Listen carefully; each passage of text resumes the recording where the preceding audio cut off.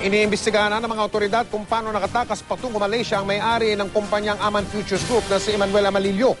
Posible raw na dumaan siya sa tinatawag na backdoor ng ating bansa. Nakatutok si Rafi Tima. Nasa Kota Kinabalu na raw si Emmanuel Amalillo, ang founder ng Aman Futures Group na pinaniniwalaang nasa likod ng 12 billion peso investment scam sa Mindanao.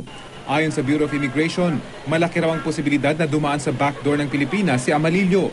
Binubusisi pa raw ng immigration ng kanilang record, pero malamang daw nakalis ito ng bansa gamit ang sarili niyang mga sasakyan. Balita natin, he has air and sea crafts, and possibly he eluded the monitoring of his travel by going or passing away through the exit backdoor of our country. Aminado ang Bureau of Immigration, madaling makapuslit palabas ng bansa, lalo pat maraming pwedeng lusutan na hindi ganong nababantayan. They can easily go through Zamboanga, Basilan, and go directly towards Taganak.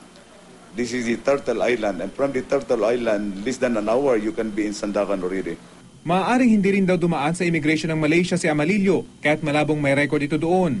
At kung dumaan man si Amalillo sa immigration, hindi siya mapipigilan dahil wala naman daw hold departure order laban sa kanya. Since wala pa nagagaling sa korte, hindi pa po natin sila ma-issuean ng hold departure order. But there is an authority of the Secretary of Justice to issue a lookout bulletin. Rafi Tima, Nakatutok, 24 Oras.